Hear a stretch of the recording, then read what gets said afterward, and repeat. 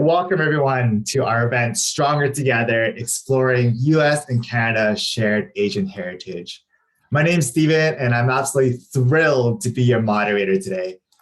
I work as counsel for a California-based electric vehicle company outside of Rivian. I'm the incoming president of the Federation of Asian Canadian Lawyers and the advocacy chair for the Vietnamese Professionals Association of BC. Now, before we start officially, I would like to start with a land acknowledgement, as this is tradition here in Vancouver. And with that, I'd like to acknowledge that we're meeting today virtually on the unceded traditional territories of the Musqueam, Tsleil-Waututh, and Coast Salish people. I really honor these lands because it allowed me to be here where I am, and we thank them for allowing us to meet and learn together on their territory. Now, May is a time for us to celebrate and recognize Asian heritage in both US and Canada. This is really important because many of us have seen the rise in hate crimes across both countries during the pandemic. It affects our friends, our neighbors, our community. And as some of you know, I was also a hate crime victim last year, and it really opened my eyes to the barriers in place to reporting hate crimes. But more importantly, it opened my eyes on the importance of having a strong community around us. You know, despite what happened, these past 2 years have been a period of awakening, I think, for Asians in both the US and Canada. We now have a social license to speak up, to learn from each other, and also to support each other. And that's why I'm so excited to bring together an incredible lineup of speakers who will be sharing their lived experiences, their career journey, and some insights on how we could be stronger together. Now, before we dive into the session, I'd like to turn the stage over to Consul General Brent Hart for his opening remarks and for opening and hosting the event today. Over to you, Consul General. Good. Thank you very much, Stephen. And thanks to all who have worked so hard to make this panel possible. As Consul General of the United States, I am truly honored to open this panel with trailblazing Asian Americans and Asian Canadians, United States Ambassador Julia Chang Bloch, former NASA astronaut Daniel Tani, and actress and director Susan Hanson, to discuss the unique connections between the United States and Canada's Asian diaspora communities. As countries of immigrants and built by immigrants, both the United States and Canada enthusiastically celebrate our multicultural roots and how diverse perspectives challenge norms and strengthen our societies. That's why both the United States and Canada have designated May as a time to recognize and celebrate the culture and contributions of our Asian American and Pacific Islander, AAPI, and Asian Canadian citizens. In the United States, May was chosen to commemorate the immigration of the first Japanese people to the United States on May 7th, 1843, and also to mark the anniversary of the completion of the Transcontinental Railroad on May 10th, 1869, which never could have happened without the work, often under very dangerous conditions, of Chinese immigrants. Then, as now, America's AAPI communities have played a valuable role in North American society. Today's celebration comes at a pivotal moment, given the significance which Stephen mentioned in the rise of anti-Asian hate crimes in both of our countries. The attacks, the harassment, blaming, and scapegoating of our Asian friends and neighbors is simply unacceptable, and we will continue to work with our Canadian partners to condemn systemic racism and discrimination. And we'll also continue to work with Canadian community partners such as the explorASIAN Festival to help build better understanding, respect, and appreciation of differences between communities. I'd also like to take this opportunity to highlight that in the United States, the theme for AAPI Heritage Month 2022 is Advancing Leaders Through Collaboration.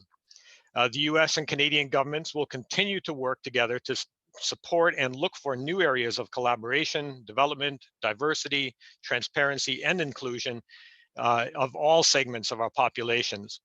We'll continue to work together under the roadmap for a renewed US-Canada partnership to advance diversity and inclusion by supporting Asian American and Asian Canadian cultural revitalization. So with this in mind, I'd like to thank our speakers, Ambassador Chang Bloch, Daniel, Susan, and Stephen. Your exemplary leadership, your examples, your advocacy, whether in the diplomatic, legal, scientific, or entertainment sectors, inspires the next generation of Asian Americans and Asian Canadians to follow in your footsteps.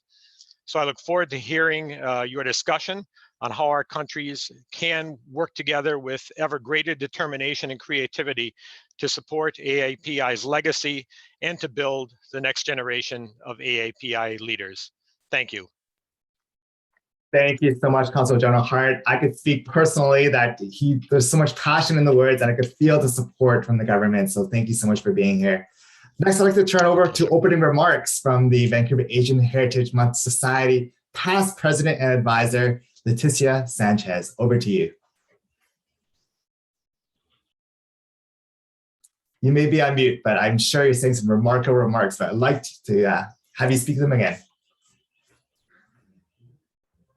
Sorry about that. I want just to thank Consul General Hart for those important words and the opportunity to work together with the United States and Canada to support all the Asian and Pan-Asian communities in both countries. I'm joining you today from the unceded and ancestral territories of the Musqueam, Squamish, and Tsleil-Waututh nations. And I want to acknowledge their strong and diverse indigenous communities around across the province and offer respect and gratitude for their ancestral and current stewardship of these lands and water gateways. Sorry. I want to thank the Consulate General in Vancouver, the United States Consulate, and the Vancouver Asian Heritage Month Society for your collaboration in producing this event. Thank you to all the panelists, moderators, and our Executive Director, Jasper Yip, for being here today and supporting this event. Asian Heritage Month in Canada and Asian American and Pacific Islander Month in the United States are ideal occasions for all to celebrate the historical richness and connections we share with Asian cultures. The Vancouver Asian Heritage Month Society recognizes the strengthening of the cross-cultural exchange to foster appreciation and collaboration among communities and countries. Our shared cultural diversity brings us together in many different ways, and today this event acknowledges the long and rich history of Asian cultures and their contributions to Canada and the United States. Stronger Together is a special community building event that intends to broaden our understanding of Asian communities in North America, their legacy, their stories, their contributions, and now more than ever, to make us stronger together and speak of the importance of working and building a more caring society, rather than seeing all these terrible effects of hate and discrimination. So thank you very much to all of you for being here, for allowing us to hear your stories and to be aware of the importance of the Asian communities in the United States and Canada. Thank you very much, and back to you, Steven. Thank you. All right, thank you so much for your remarks, and I just love the support from both sides, and I can't wait to really dive into the session today, Stronger Together. Now, I'm going to give you an overview of what to expect. First, I'm going to have the panelists introduce themselves, do a self-introduction, and then we're going to go into some guided questions. Also, if you have questions throughout the session, please use the Q&A function, type in your questions because there's going to be a lot of interesting things coming out.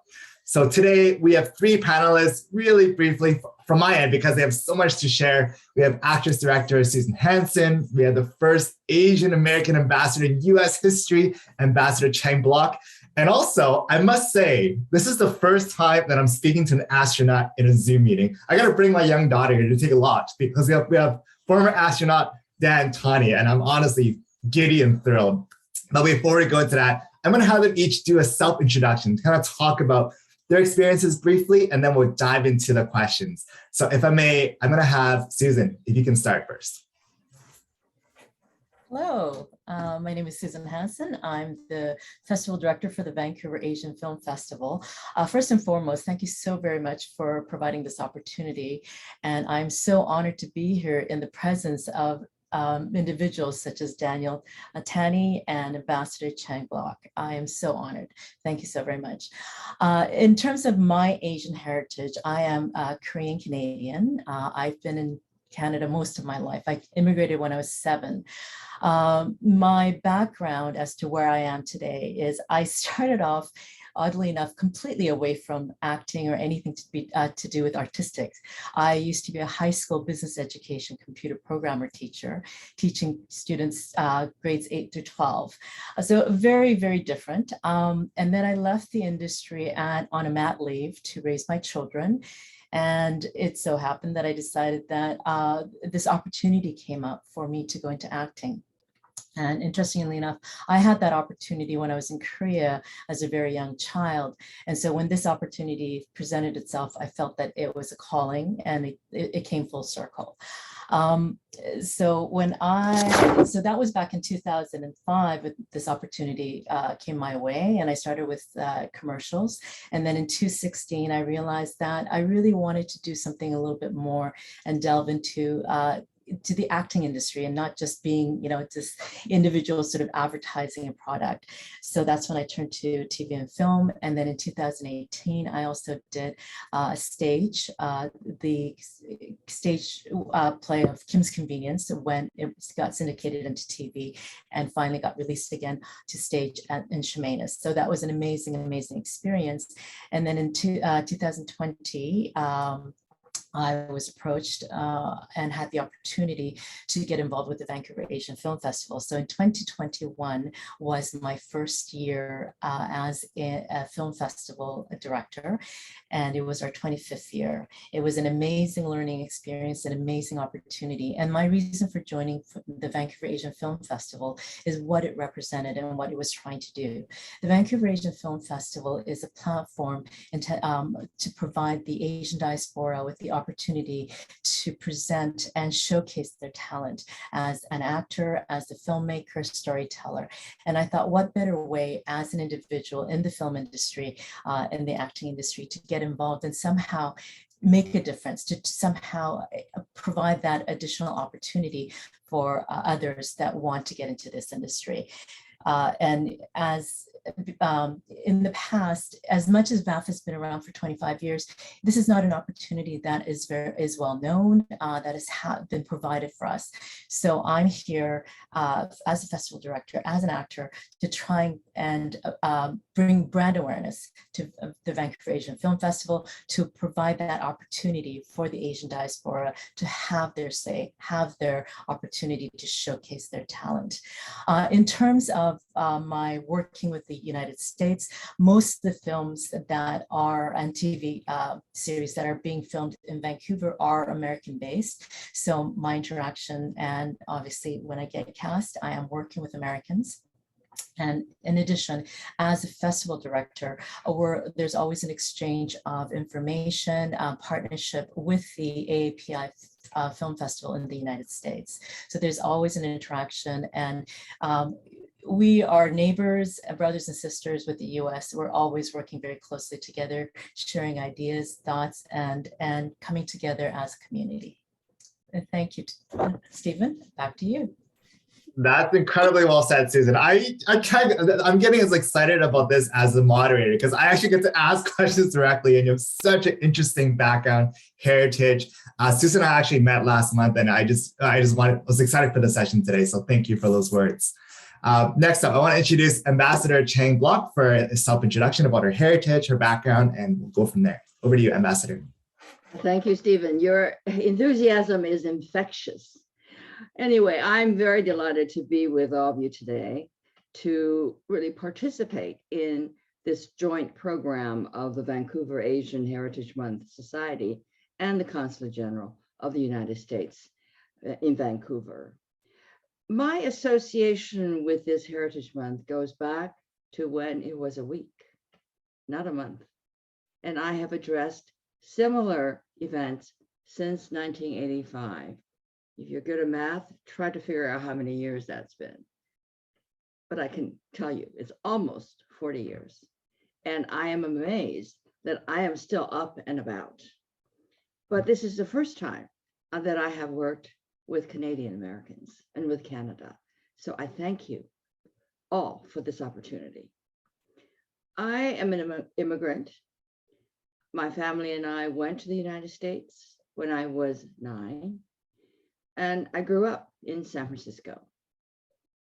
When I became the first Asian American ambassador in US history in 1989, I chose to make my first public statement as then ambassador designate before FAPAC, the Federal Asian Pacific American Council, because it meant such a great deal to Asian Pacific Americans in the federal government to finally see someone like me become an ambassador. I told FAPAC in 1989, and I'm afraid I have to tell you today as well. We have come a long way, but we still have a ways to go. With the surge in anti-Asian hate during the pandemic, as the Consul General mentioned and others have mentioned, we are all reminded that racial profiling against Asian Americans, especially in the fields related to national security and defense, is still very much with us. Over the years, the Committee of 100, a nonpartisan national organization of Chinese Americans who are leaders in their fields, communities, has commissioned surveys on American attitudes towards Chinese and Asian Americans, and found that a large number of Americans believe Chinese Americans are more loyal to China than to the US, just as Japanese Americans were relocated to internment camps during World War II because Americans believed they were more loyal to Japan than to the US. I believe the Consul General mentioned this. The survey findings also showed a decisive correlation between the American public's negative attitudes toward China and their perceptions and stereotypes of Chinese Americans. In short, the state of US-China relations has a disproportionate impact on American attitudes towards Chinese Americans, but non-Chinese Asian Americans should not rest easy that these attitudes do not affect them, because the American public, or generally non-Asians, cannot tell one Asian ethnicity from another. I'm mostly mistaken for being a Japanese. The findings of these surveys still strike me personally to the core. As America's first Asian American ambassador, I had felt a tremendous burden that I could not fail under no circumstances. That if I did, I would not only put all Asian Americans to shame, but also harden Americans' view of Asian Americans as disguised foreigners, unfit to represent the US abroad. While I did not fail, as more Asian American ambassadors have been appointed after me, the Committee of the 100th survey findings told me and all Asian Americans that a significant number of our fellow citizens continue to believe that we could not be trusted, that our race and ethnicities and those alone disqualified us from playing any major role in the conduct of US foreign policy or having any job that required top security clearance. Suspicions about the loyalty of Asian Americans continue to persist and are even on the rise, as can be seen in the US Justice Department's China Initiative, which charged largely Asian American scientists and researchers for espionage. The initiative has been terminated because they determined that the approach was probably not right. But the dark side of racism against Asian Americans, which can easily be aroused with the slightest provocation or no provocation at all, has not ended. We need to ask ourselves, why? Why do Americans continue to question the patriotism and allegiance of Asian Americans, no matter how many generations we may have been in this country. 10 years ago, at another Asian Heritage Month program, I answered the question. And my answer was China. I said then, and I quote myself, I have been increasingly concerned that China's rise, coupled with an economically weakened America, has raised the specter of a zero-sum rivalry between the two countries, resulting in insidious populist and xenophobic rhetoric. China bashing is becoming all the rage again. Asian caricatures, popular during the red-baiting McCarthy era and the Cold War, are appearing again to fan popular outrage. Not unlike during earlier economic hard times, politicians are scapegoating Asian Americans for the economic woes that this country is facing. During bad times, I'm afraid, as with the current endless pandemic, Asian Americans and Canadians become easy targets. But let us also recognize, because after all, we are celebrating Asian Pacific Heritage Month, we should recognize that there has been progress and change for the better. You cannot imagine how lonely it was to be an Asian American and a woman in diplomacy in the 60s, 70s, and 80s. In my 1964 Peace Corps class, I was the only Asian American.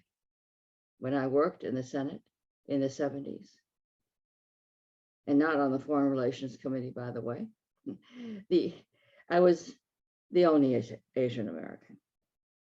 At the US Information Agency, I found myself the only Asian American in the senior ranks. All others like me were at the Voice of America in the Chinese language service, where they had wanted me originally. But unfortunately, my Chinese at the time was practically nil. So they sent me to the Africa Bureau. Then at AID, Agency for International Development, once again, I was alone.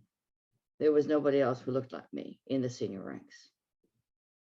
And of course, then I became ambassador.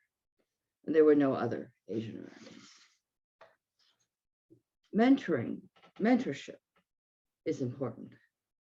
So because I was alone when I was growing up, so to speak, or rising in the ranks, today I do quite a few mentorships because it's important for people who are rising, the younger generation, to see somebody else who looks like them in the field that they want to be in.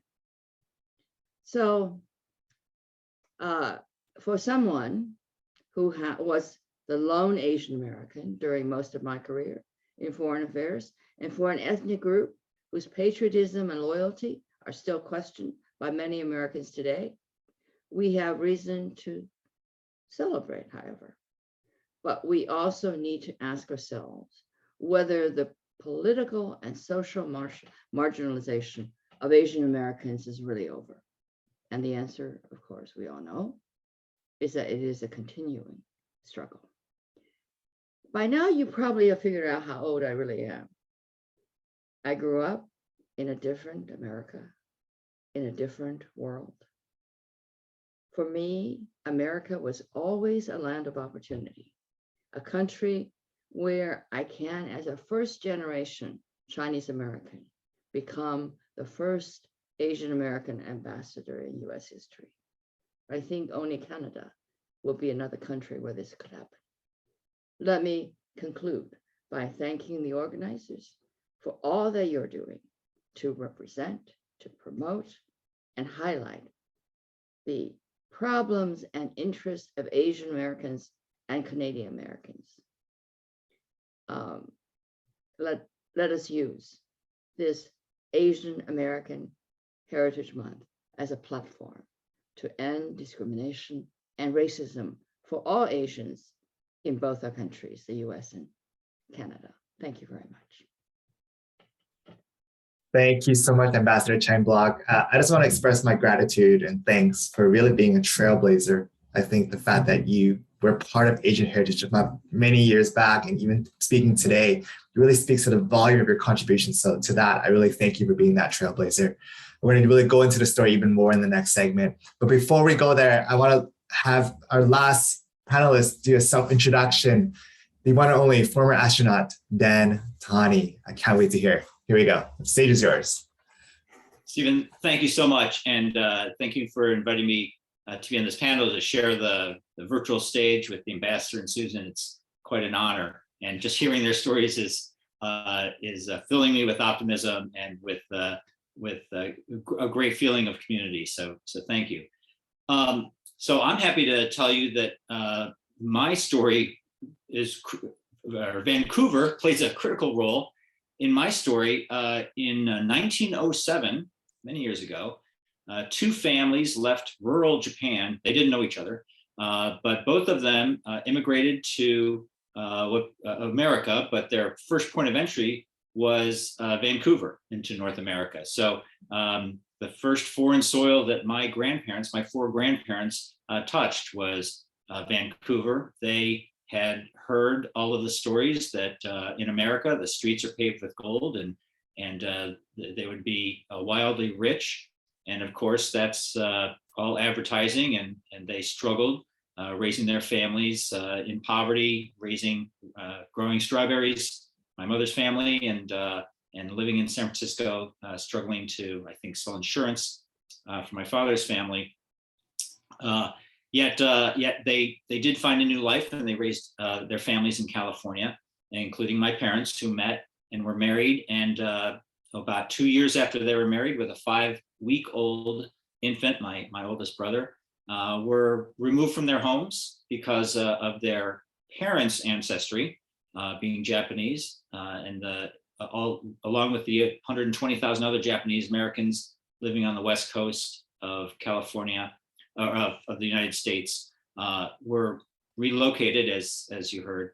My family went to Topaz, Utah, and first of all, they spent 3 months living in horse stables at the local racetrack in the Bay Area, and then were moved to Topaz, Utah, where they lived in barracks in the middle of the desert for over 2 years. So that's part of my direct heritage. I'm part of what I consider to be the great story of my life is that my parents had their cameras and their radios confiscated from them. They were not trusted to possess radios or cameras. But just one generation later, that same government spent a lot of money teaching me how to use the best cameras and radios for my career. And so I find it very uplifting and a success story, both for my Japanese American culture and ancestors, but also for my government to see the wrong that was done. There was an official apology made, and to acknowledge the black mark on our American history, and that my ancestors had to suffer through. And I think we're both stronger for it. And the warning I take away is that I hear a lot of that same rhetoric about, as the ambassador said, people of Asian ancestry were not trusted because they just, the Americans, the non-Asian Americans, felt that the dedication to an emperor or another form of government would be stronger than their loyalty to the United States. Of course, that was wrong. But I'm hearing that same kind of rhetoric now, where a dedication to something is stronger than a dedication to the country they live in now. And we just need to make sure that we learn the lessons that we did 70 years ago.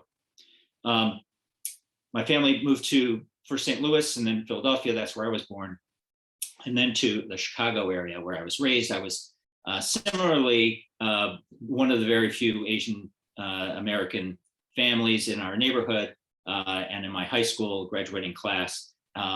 Yet it was a good time. It was a happy time, and I fortunately don't have any discrimination stories to tell that are, have any significance. I went to university in Boston, and then worked out in Los Angeles. So I moved all around the country. When I left Los Angeles, I was going back to Boston to go to grad school. I drove all the way up the coast to Vancouver again, because it was the 86 exposition, the Expo 86. And so I got to see, as an adult, the beautiful city of Vancouver and enjoy the restaurants there and go to the Expo.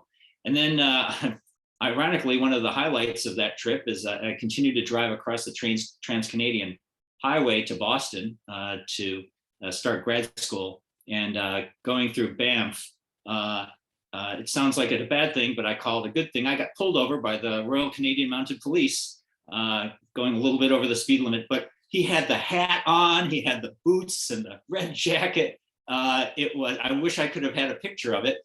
He was a great and very gracious officer, and gave me a warning, seeing my car filled with stuff as I was moving across the country. I wish I had a photograph of it. It was as an American, what a honor, or what a fantastic thing to be confronted by the RCMP. So I fast forward. I became an astronaut. I applied for and became an astronaut and joined NASA. I was the second ever Japanese American to be selected to be an astronaut. The first was Ellison Onizuka, who we lost on the Space Shuttle Challenger disaster. He was sort of the trailblazer for Japanese Americans, at least in the astronaut program.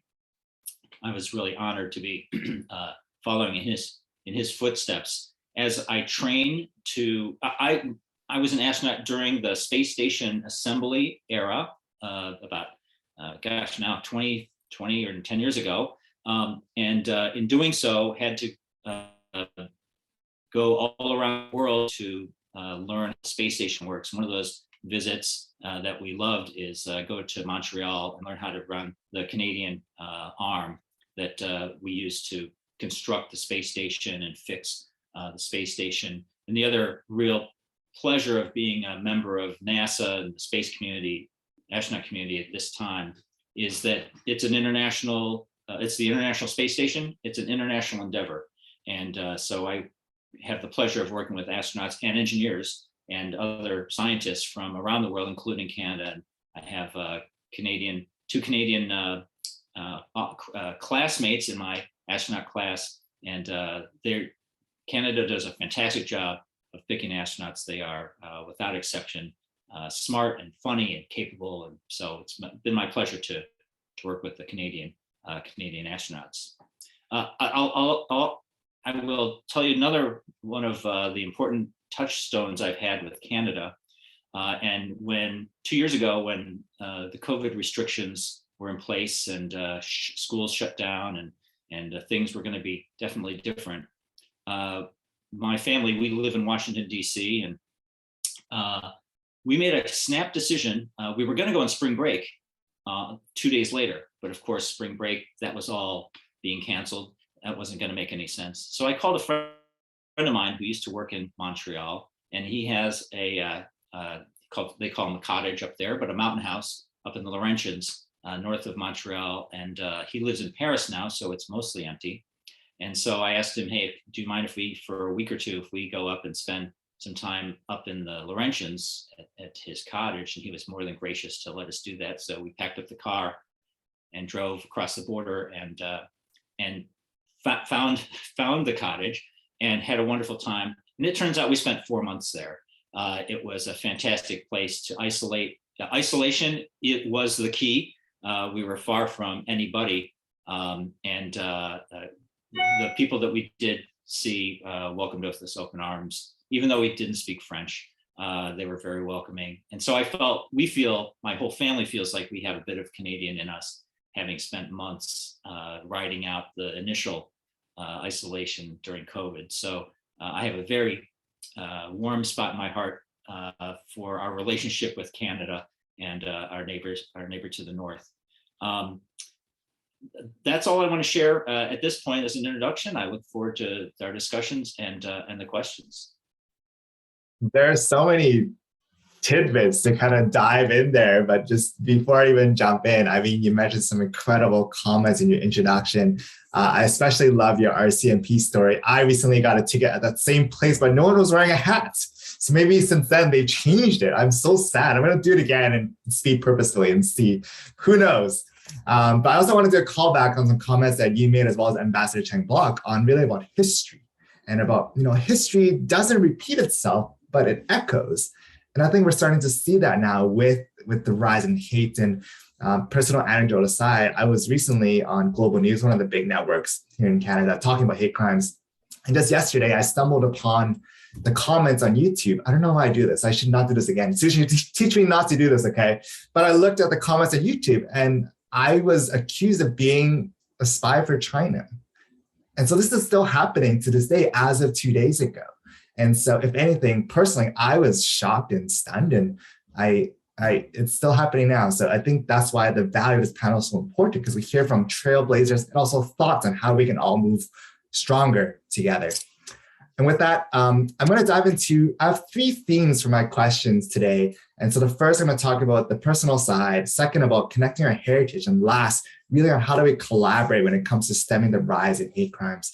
At the very end, I'm going to reserve some time for the audience. If you have any questions, please add them in the Q&A. We have some fantastic panelists here, so add your questions in. I'll love to take one of those questions later on. So let's dive and go into the first part, personal experience. Now, originally I had a question about your family history, but I think all 3 of you really shared it so eloquently. So I'm going to shift more onto the career side if we can. Now, there is this, what I call a notion of a bamboo ceiling, right? Bamboo ceiling is a term coined by the author Jane, who talked about the glass ceiling, but faced by Asian professionals. Now, on these panelists and these sessions, we all hear the highlights. We all hear, oh my gosh, suddenly you go from being a teacher and now you're a film festival director and all these stories, but there must have been something throughout the journey. And so what I would invite our panelists to talk about in the next question is this bamboo ceiling. Has there been an experience like that in your career as an Asian Canadian or Asian American where you did face this bamboo ceiling because of the way you looked? What were some of those challenges? And if anything, any personal stories you can kind of share that kind of highlighted this fact? And so if I may, I'm gonna call out the speakers first in this first question, but then next question we're gonna do round like open-ended. So I'm gonna have Susan, you're gonna start first because you are the first to speak, and then the order can be whatever we want at the next question. So Susan, if you could start first, and then Ambassador Chang, and then Dang. Susan. Oh my goodness, you keep putting me on the spot. In terms of the glass ceiling, I'll start a little bit more about my background. As I said, I was a high school business education teacher. The concept of tokenism in a way is what it ended up being at the time, and especially being an Asian female. It was very challenging. Also, too, I was in an industry where, especially high school, it was more deemed sort of a male environment. So to go into an area where you're female, and then on top of that, you're an Asian female, and Vancouver, as many of you know, is very heavily populated with Asians. Yet, if you turn around, a lot of the things, we're not represented properly. So even in teaching at the time, it was a challenge. To a certain extent, I did receive some opportunities because of the fact that I was the token Asian. But at the same time, it was a bit of a bittersweet moment, because you want to get to where you're getting to because of your qualifications, because of your ability. And it's,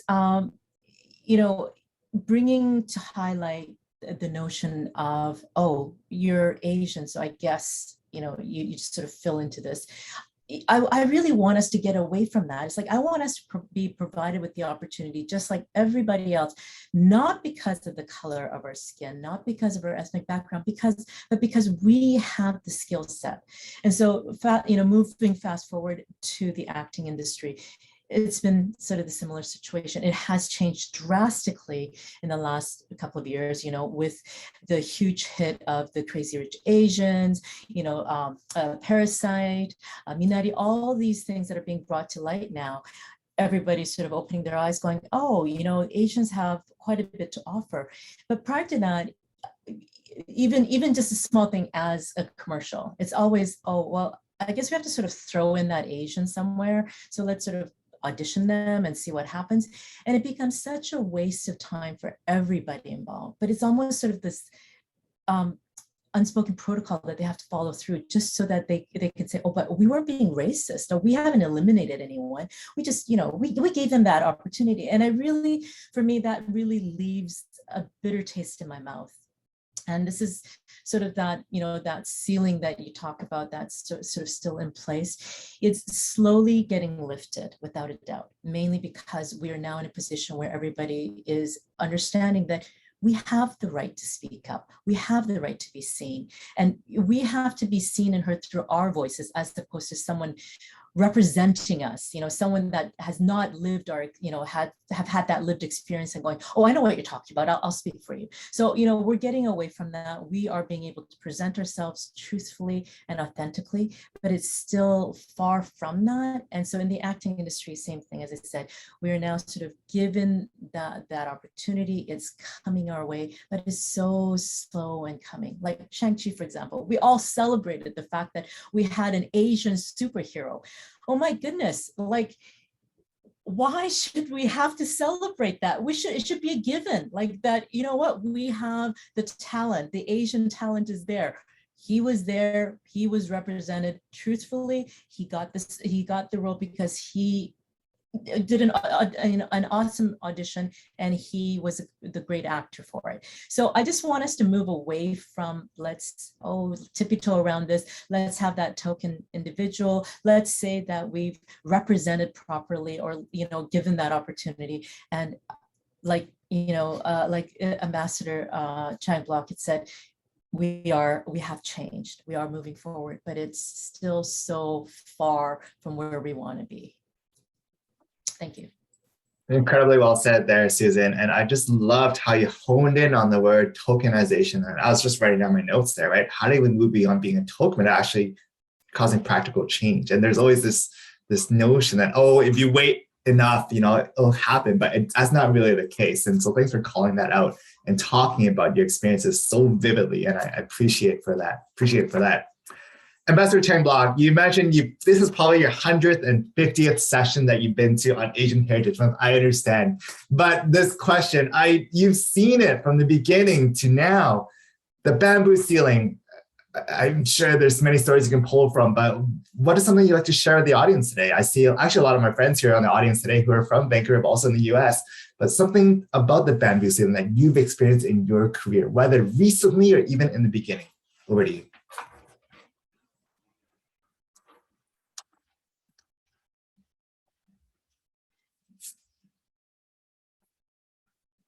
I think you're currently on mute, but there you go. Yes. Okay. I just said the bamboo ceiling is real. And if you want personal experiences, well, most of my life, I've been asked repeatedly, how did I manage to speak such good English? I got so tired of that question that I finally said, because I'm an American. I mean, there would be this reaction. And then also another question would be, what country did you represent as ambassador? I said, I was an American ambassador. And again, disbelief. But look, these are constant reminders that somehow we don't belong in America. But I will tell you, it's become nothing to me. When I hear it, I'll just say this person is obviously not too bright. Anyway, my toughest challenge as an Asian American came when I first arrived at my primary school in San Francisco. I could not speak English. and my teacher sent me to a remedial summer class for children with mental disabilities. She thought that my inability to speak English meant that I was mentally challenged. Luckily, I learned to speak English very quickly, and I spent the summer playing hopscotch with a friend, and wore out a pair of shoes, which my mother was not too pleased about. In fact, I entered myself in a speech contest when I returned to class in the fall, and I managed to win the contest. And then I loved school after I learned to speak English. And I took to American ways also very quickly. In fact, too quickly, probably for my father. I ran for class president, which I also won. But my father said it. A nice Chinese girl didn't do that. Didn't go around running with signs saying to vote for me.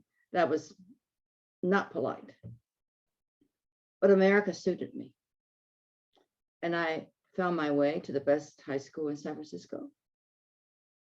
Had no trouble getting into the University of California at Berkeley, the only university, by the way, that I could afford, and won a fellowship to be able to attend Harvard Graduate School, which was my father's alma mater. And he insisted that one of his children had to go there. But the bamboo ceiling would not really rear its ugly head for me until I tried to apply for government job opportunities when I was graduating from Harvard. My male classmates who were studying Chinese with me, and I don't think I was a worse student than any of them, readily got invitations for interviews in Washington, D.C. to various agencies. And guess what I got? Letters telling me, don't call us, we'll call you when we need you. Of course, you know what that means. When I walked the halls of the Peace Corps as a returned Peace Corps volunteer,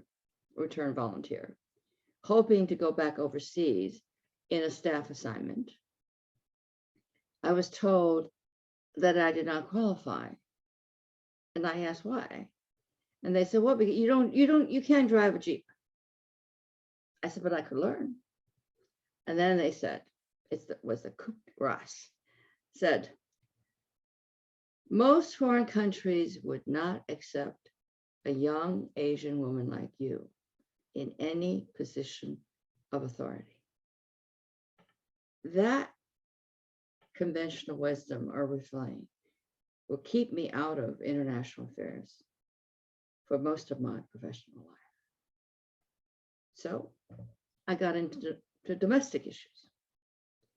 And what saved me was I happened to run across a senior Peace Corps official who knew me as a volunteer in the hallways. He was able to get me an interview. And that started my career in public service, although not in international affairs. And even today, to this very day, diplomacy is a rarefied field, often described as pale, male, and Yale. It's a little better. The Foreign Service is beginning to look more and more like America, but we're not there yet. And we still have a ways to go. So those are just two examples of the bamboo ceiling. And I would like to hear from Dan Tani, because he said he really didn't experience any appreciable discrimination in his career. Well, first of all, thank you so much, Ambassador, for sharing your remarks. And I don't drive a Jeep either, so I guess I shouldn't apply to foreign service. But thanks for saying those comments. And there's so many things that inspired thinking as you're saying that, you know, the reality that the bamboo ceiling is faced. I think for me, myself, I'm in the legal side of it. And there's actually, out of all the judges in BC, there's actually no Asian judges at that caliber. So there's clearly something going on. But beyond the legal system, it's in various aspects of it, whether it's, in politics, whether it's in media. But similarly, I'd love to hear from Dan Tani to get your perspective on the bamboo ceiling. What does that look like if it did happen, or friends of yours? I'd just love to get your thoughts on the bamboo ceiling in your career.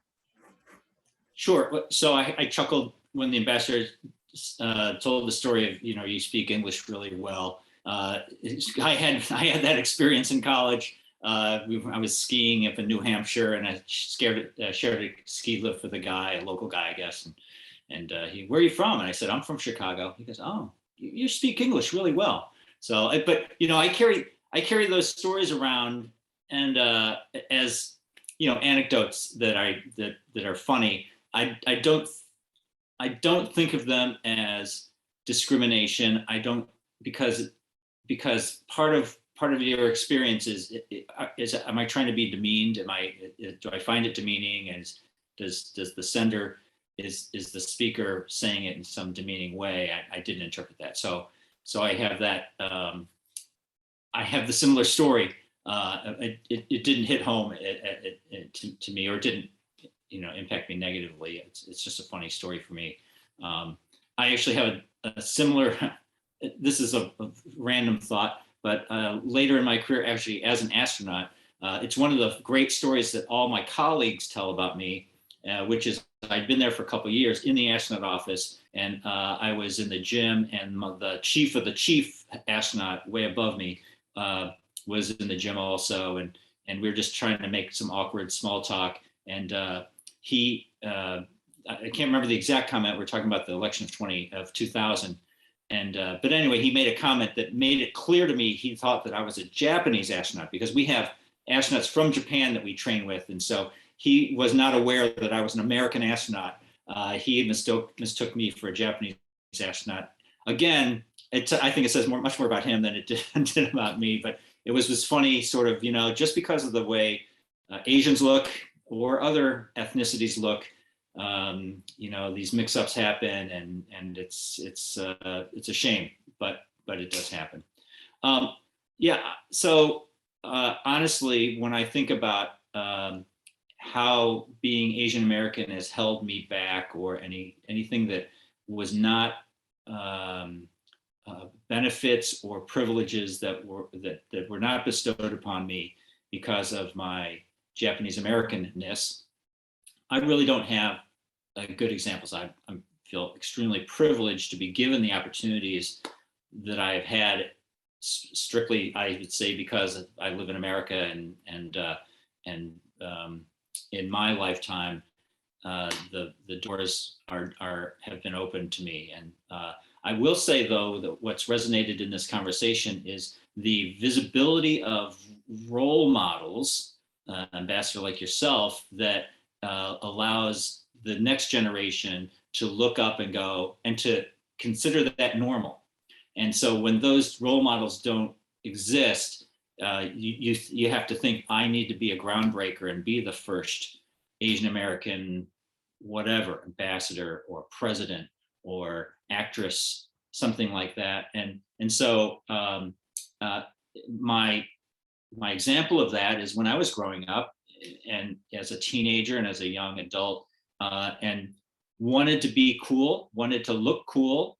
Back in the 70s and early 80s, you couldn't find an Asian male model that was cool, right? That wore cool clothes. And so modeling, if I wanted to be cool, I had to be David Cassidy or dress, I had to, the image of what's cool was back then, Caucasian male, and how do I look in those clothes, or in that sort of mode. And so gratefully now, the advertising world has embraced, I believe, all sorts of looks, all sorts of ethnicity, all sorts of ability, and so many more people can identify or think about themselves in that role, or in that job, or in that position. And so I think of George Takei, who was Sulu in Star Trek, and who was this Asian-looking guy on the Starship Enterprise. And he was not.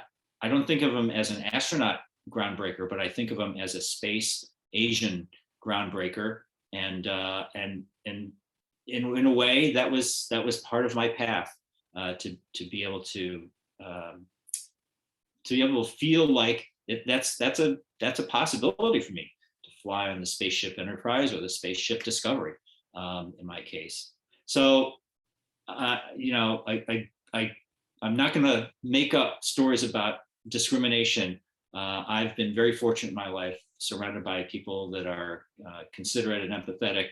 I do have those occasional tidbits of a blind kind of comment, but I don't consider them, fortunately for me, to be harmful.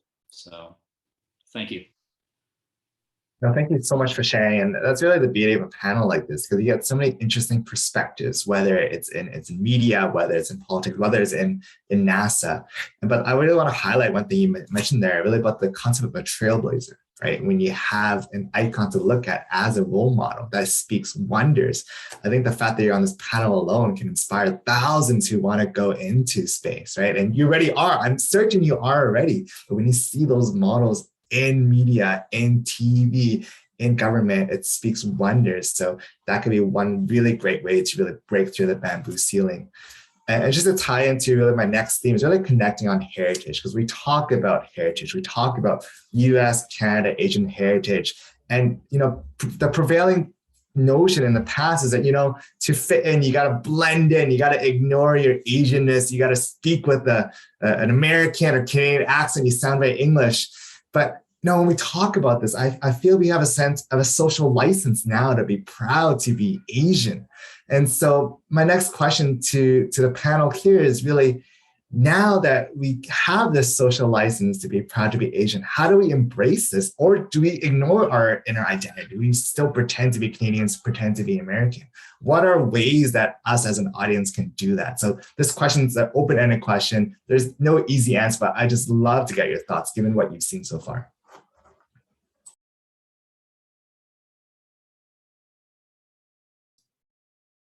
I guess I'll start. My philosophy, just because growing up in Canada and having immigrated at a very young age, I was very, very fortunate in terms of maintaining my language. My brother, who is much older than me, had always said to me, no matter what part of the world you live in, your heritage and your ethnicity doesn't change. So with that, he felt it was very important that I retain my language. So despite the fact that I've lived pretty much all my life, because I came to Canada when I was 7, I speak fluent Korean. And for that, I'm eternally grateful. When I was growing up, however, total different story. There were comments made about, being in a small town and whatever. And I, at one point, lived in a very, very small town up north called Horseshoe Lake. For anyone that knows BC, you may or may not know where that is. It's about a 7-hour plus drive from Vancouver. And it was a very, very small town. The elementary school that I went to, there were 2 visible minorities, myself and a South Asian male. We went to class, our classes were held in little trailers. And so this is sort of the background that I experienced. And you talk about languages. I've been fairly fortunate myself to a certain extent, but I've also had that very subtle racism thrown at me, and not overt, but very, very subtle. So in terms of how do we embrace everything, I feel that growing up and having both cultures, I've always felt that as a person, and in personality and whatever, it's a matter of bringing the best of both worlds, whatever those worlds may be. I feel that as a Canadian, Korean Canadian, I have a lot that I've learned from my Korean culture that I'm very proud of. And there's a lot of things that I've lived in Canada and I've learned that I'm very proud of. And I think we can move forward without having to make a specific, selection saying, oh, I'm Korean, therefore I have to be this way. And in fact, I found out about 5 years ago that I'm actually quarter Japanese. I don't know that aspect of me, but I have to explore that. But the takeaway from all this is that I think we could be proud of where we're coming from. And I think we could present ourselves in such a way that we could share our pride without diminishing anything else in the process. And I think this is what I think the fear of a lot of I don't want to say non-Asian, but individuals that are not of diverse culture, what they are afraid of is, what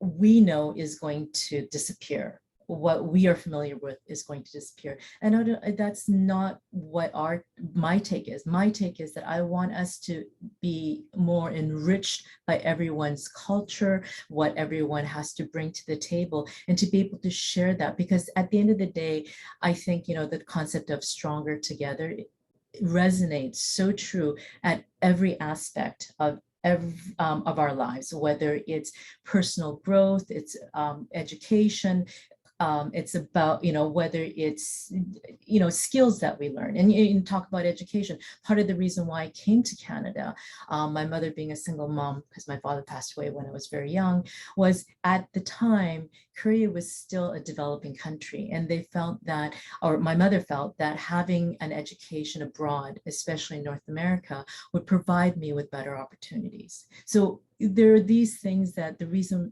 why some of us are here is for better life at the end of the day. But with that, we don't have to get rid of what we know. We don't have to suppress our beliefs and what we value. So I think there's room for us to move forward, embracing everything. So that's my take on things. Take the best of everything we've got and share it. I couldn't agree with Susan more on her last point.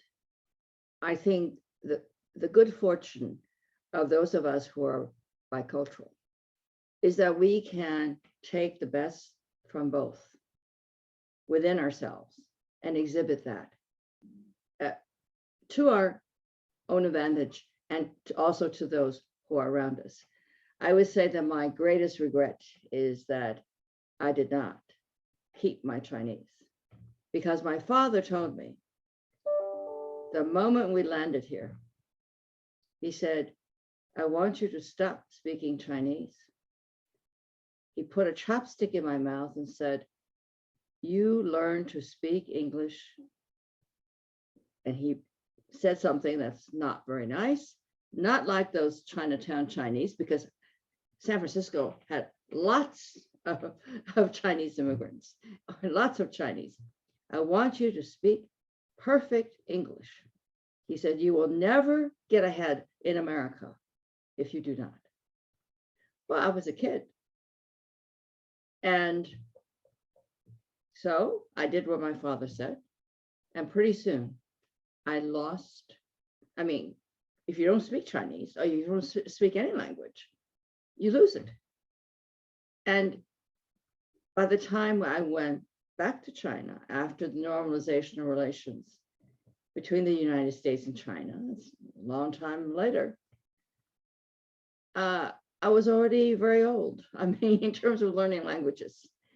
And I calculated that it was probably not worthwhile because I was just too old.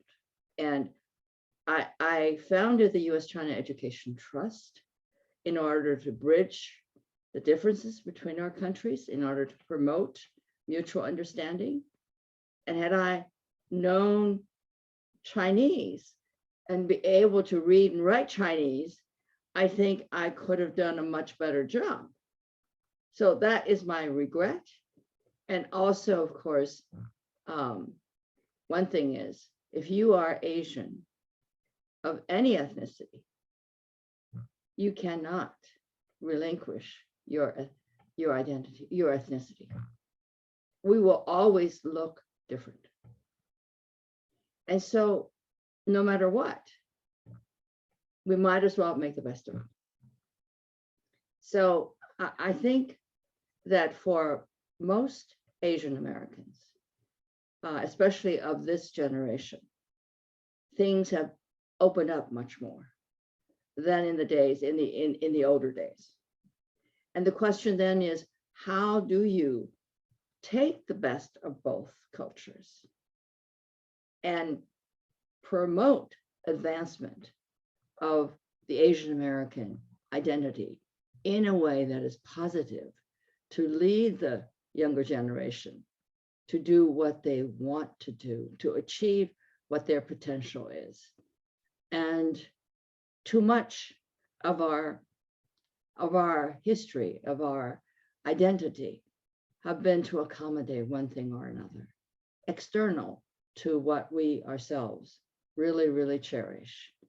And that is something that I think that we Asians have a particular burden, because almost all of my friends from my generation, they worked within the family, and their parents told them they had to go into either math, engineering, the sciences, or whatever, that was the way they would be able to assure their future, to have security for their families, to get a decent job, and not to be discriminated against.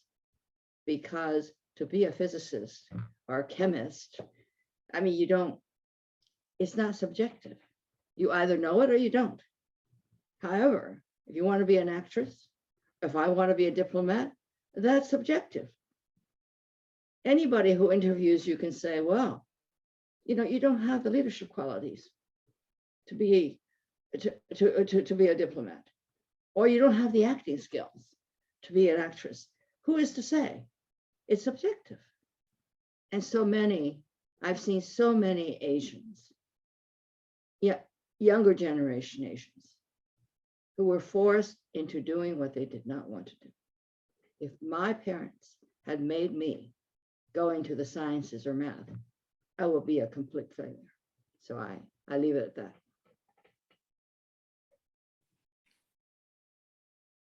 I'll jump in as another regretting non-Japanese speaker, non my heritage speaker. I look at my parents who raised their family in the 50s and 60s, and I can understand how, unless you lived in Los Angeles or San Francisco or Seattle probably, or New York maybe, that it was not very popular to speak Japanese just post World War II in the home. So they did not speak any. They spoke Japanese, of course, to their parents, but didn't speak to their children in Japanese. So I was not raised with any Japanese, except when I heard my mom on the phone to her sister or to a relative. So, and it's as you say, Ambassador, a lifelong regret. And I lived in Japan for a couple of years, and it was the hardest thing for me to look Japanese and not speak Japanese and have to suffer the other kind of, I'll say, racism or other kind of discrimination where you just look like an idiot because you can't speak the language. So I have the similar experience. And of course, I do what the tried and true method. I live out my regrets through my children. So they have been taking Japanese because at my urgency. So they're not doing great, but at least they've been exposed to Japanese language and have some ability to speak a little bit.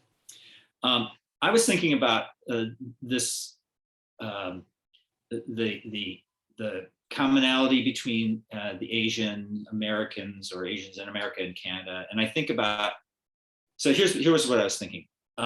When I grew up in a suburb of Chicago, there was one Chinese restaurant, the Chinese restaurant.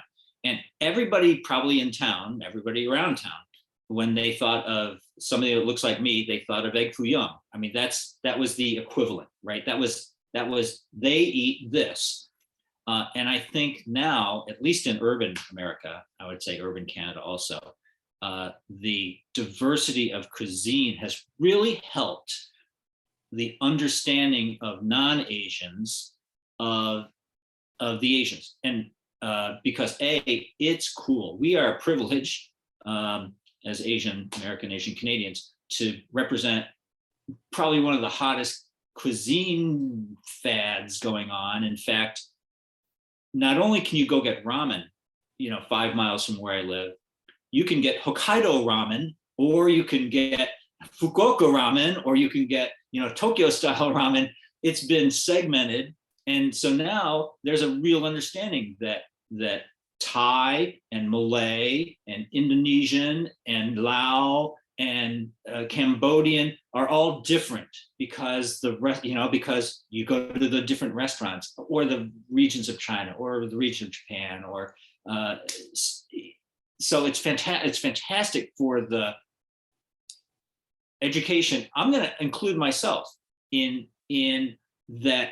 Asian isn't a thing.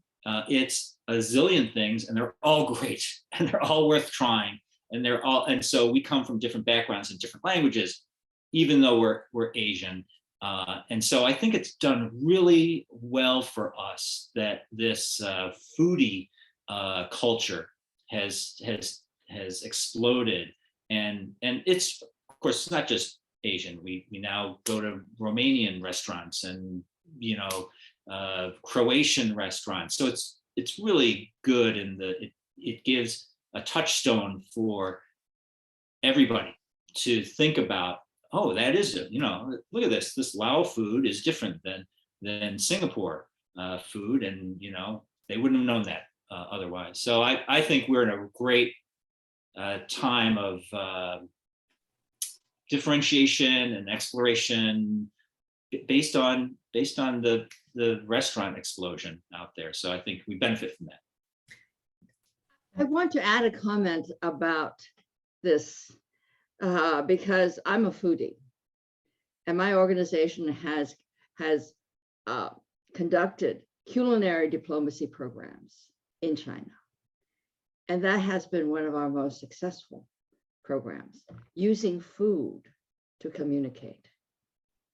And somehow when you're sitting around eating, walls kind of fall, and you begin to talk as people, enjoying a common sort of food, although cooked differently and with variations. So I endorse that. I mean, I think this foodie craze, internationalization of food, is really one of the best byproducts of globalization, which is now in such bad disorder. So yeah, I'd like to agree with you. Yeah, I would like to echo that with ambassadors regarding what Dan said. Definitely the food, and I do believe like food and music, it transcends language barriers, and I think that's a huge factor, and it just opens our eyes. And there's really, yes, there are certain people, especially when food's presented, they're going, oh, I don't know about that, but there's that moment of hesitation. But when they try, they realize, oh, this is great, this is really good, and I think that allows them to sort of maybe go, oh, if I'm really interested in this food, maybe it's the culture that's worth looking into as well. And I think that has opened the doors. And, Dan, you made that comment about your kids and language. What I've also noticed with the younger generation, and I think they're able to maintain a little bit more, I don't know if it's out of confidence, but they're able to retain the language. Personally, what I've noticed with a lot of the Koreans that are now coming to Canada, the younger generation, the bulk of them, I'd say the majority, are bilingual. And whereas my generation of my friends, I'm one of the very, very few that actually speak fluent Korean. And it was just because of my my upbringing, just because of my my family dynamics. My mother was bilingual, but it was Japanese and Korean, not English. And so this is one of the things that I retained, which, as I said, growing up, it was more like, oh, you must assimilate, so the ambassador, I totally understand where your father was coming from. And every differences was something that was sort of shunned upon. But now being where I am and having, watching everything and the growth that I've seen in terms of our society and all that, the language and the differences is something that we should celebrate and cherish. And just talking about food too, my children who are mixed, they're bilingual. Unfortunately, Korean's not, it is French and English. And I'm trying to get them to learn the Korean language because I did such a terrible job when they were younger. But I walked into their high schools, when they were in high school, and they had kids had food, hot pots in the hallway. And, kids' lunch boxes had sushi and, or Korean food. And it was not a matter of kids going by going, ew, that smells, which is what I used to grow up with. So unless I had a peanut butter sandwich or a bologna sandwich, it was not acceptable in the lunchroom, right? And so all of that has changed. And I do believe that, that comment, Dan, you made about food, the foodie, this has opened up huge doors. And hopefully this is just the beginning of the world coming together and understanding that there's so much to gain from everyone's cultures, whether it's Asian, European, or whatever that may be, that it's not about, oh, I need to keep what I know close and I can't open up the doors, but let's open up those doors and venture out, and let's not judge anybody by the color of our skins or how we look. And yes, it's true, no matter where we go and no matter how long we lived in a certain country and forgotten whatever our ethnic culture is, doesn't matter, we will always look the way we do, which in everybody's eyes, we are Asian, and we are Asian. So I think this is something that we need to embrace and celebrate, as opposed to, that whole thing about trying to fight and, you're not as good, or that stereotype, you're Asian, you must be good in math. No, that's not true. You're Asian, you can't go into arts. No, that's not true. So things like that. That is such a great segue, and to thank you for sharing. I feel so inspired after hearing this about the food and about the language. This is so powerful, and I'm sure the audience is as well. This is related really on segue really into the last question, in which we have just a few minutes just to touch upon. We talked about food, and May is often Asian Heritage Month. It seems to celebrate food, and we hear about coming together and the celebration of arts and media, but we do still have the presence of hate on both sides of the country, both sides of the continent, actually, in Canada, US. So, what are ways that we can move beyond this? How can we collaborate together to combat anti-Asian hate, despite this beautification of food and language? How do we use that momentum, this social license that we have now? How do we use that to combat hate crimes? Because it's still happening on both sides of the border. And I'd love to hear your thoughts on this in the last 2-3 minutes. So the Vancouver Asian Film Festival, we have various different programs. And one of the programs that we have is called Eliminate Hate. And that came about at the onset of the pandemic, which was very unfortunate. And because of the pandemic, it has garnered a lot of momentum. And unfortunately, it's not something that we want to maintain momentum, you know what I mean? It would be great if that program is no longer necessary, but it is hugely important right now. I think the biggest factor that we're sort of noticing is there's that stereotype that Asians are very submissive, that we're very quiet and we're very obliging in so many ways. And I think this is a stereotype that needs to be crushed. And the Eliminate Hate is that platform to provide those that are a little bit afraid to speak up, because they're afraid that by speaking up that they're going to be shunned in some way. It's that concept of thinking that somehow we are to blame for something, and we're not. We are not to blame for any of this. Yeah, and we need that message to be clearly stated to everyone. And so the Eliminate Hate program is there for us to start that momentum, for us to say, for those of us of the Asian diaspora that feel that you don't have a voice, here's a platform, come and speak, be heard, be seen, and speak up and speak out against what's going on. And I think that's the huge factor, in that we now have many celebrities that are stepping up and saying, this is not acceptable, not, in the industry or wherever it may be. And I think this is the momentum that needs to take place. I think each and every one of us has a responsibility to stand up and speak up.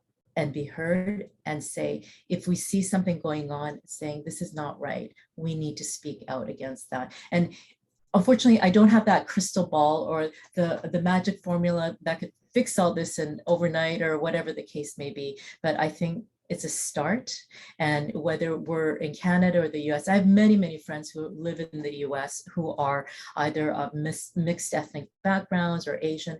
And every time I see Facebook, I see all these hate crimes that are going on. And it really saddens me down to the core, because as human beings, I think it is so sad that we're causing this injury and harm to one another when we have so many other things that are problematic in the world, that this is something that we should move away from. We should focus our energies on the things that we could actually, try and solve together, instead of in this situation, divide and conquer is not the way to go. We need to unite and come together. And so, I think by having these platforms such as Eliminate Hate, that allows individuals to come and be spoken, be heard, know that what they say matters, is a start. Again, I agree with Susan. I guess we continue to agree, but speaking out is very important. And again, I mentioned my organization, the U.S.-China Education Trust. We have created a platform, and one of them, the one that I'm referring to now, is the Asian Women Trailblazers series. What we want is to raise the voice and visibility of Asian Americans, particularly Asian American women, and let them tell their own stories in their own way, and to give a real shout out to the achievements of Asian Americans in all sectors of life. It's one of our most popular programs. And I would say that this is another example, this particular program, the collaboration between US and Canada. And we should do much more than this, because Asian American history has largely been erased from our classrooms, from our everyday discourse.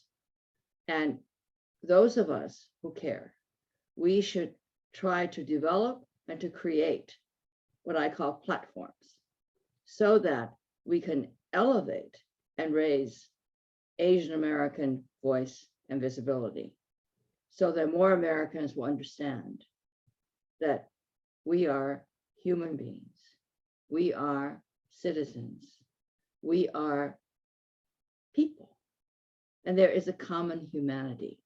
And more than that, we are all Americans or Canadians. Beautifully said, Ambassador. Daniel? Yeah, I would just add, you're right. Of course, we need to speak out when we see and hear about anti-Asian crime, hate crime. But I also believe that, for instance, I think the strongest advocates for the LGBTQ community are the non-LGBTQ. And so I think that it's our responsibility, I'll say Asian American, Asian Canadian responsibility, to also point out the hate crime and the hate rhetoric that we hear against other populations, subgroups of our countries. Just because it's not aimed at us doesn't mean that we shouldn't pound it down and empathize with those that are being discriminated against or being hated, frankly. And I just feel so sorry for the Muslim Americans, Muslim Canadians that are just at the brunt right now of just awful talk, awful thoughts, awful acts. And I think it's our job to stand up for everybody, especially those that are being discriminated against just because of what they believe or where they're from or what their parents or grandparents did. So I think that we can do ourselves a favor as Asians by trying to speak out and be active about all of the ignorance that we hear and see. Absolutely, and I echo that, where hate crimes affects unfortunately, recently with the API community, but it affects everyone, like Muslim community, the LGBT community, the indigenous community, all different groups. So thank you so much for sharing your thoughts. We do have a few minutes. I do want to have an opportunity to do a Q&A. I think a Q&A have a lot of questions coming in. And I just have one of them, if I can. This is a very interesting question. I don't have an answer to this, and I'd love to get your thoughts, and anyone can chime in. What do you think about the US melting pot approach versus Canada's mosaic and multicultural approach to immigrants? Is that a thing? Is that a difference? I'd love to hear your thoughts on that. Again, US melting pot approach versus Canada's mosaic or multicultural approaches to immigrants. Tough question, I know. I think that's really changing though, right?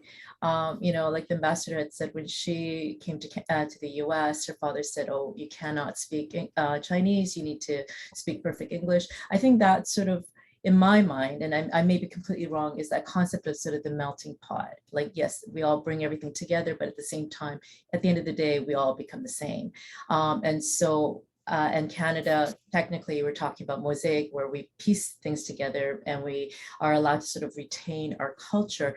I don't know if that's if that is actually the case anymore, because I think American, whether they're Asian American or other Americans coming from different cultures, I think they're wanting to hold on to that culture or their own culture and remember and sort of pay homage to where they come from.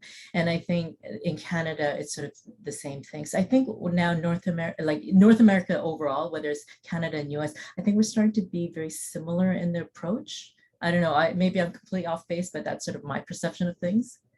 I think instead of a mosaic, Americans have been talking about a salad. Instead of a melting pot, we're now a salad, because in a salad, each ingredient can have a separate identity, but put together, it all tastes better, right? So I think today, identity is much more important. Keeping one's culture, valuing, and also promoting your own your culture, because people without that kind of background about who they are, they're losing a piece of themselves and their identity. So there is a need for us all to be more whole. We can add, but we should not subtract. Incredibly well said there. And on that note of a salad, I know lunch is coming up in a minute for many of the people here. And I know, Daniel Tani, I know you probably have things you want to type in, if you want to say, but feel free to type in the chat and we could discuss this later on. I want to close this out because we are at the end. I've had so much fun on the seat as a moderator. I hope those in the audience have, because there's so many questions coming in. This has been such an inspiring chat to learn about our shared heritage, to learn about the ways we can approach against anti-Asian hate, but also how we can embrace ourselves across borders. I want to thank the Vancouver Asian Heritage Month Society. I also want to thank the Consulate General of the United States here in Vancouver and all of our panelists here for speaking. Let's give them a big round of applause. We'll do like a Zoom applause like this. Yeah, just imagine standing ovation. And with that, I want to close it out. There's going to be a feedback form. Please rate it 5 out of 5, 5 stars, IMDb. Give us the biggest ratings. But with that, my heart, my gratitude, my kindness, thank you to our panelists and to the organizers. I've had a blast. Farewell and take care. Thank you. Thank you so much. Thank you. And with that, you can imagine Oscar music playing in the background. Thank you. Thank you, everybody. You can sign off. All right. Thanks, Steven. Good job.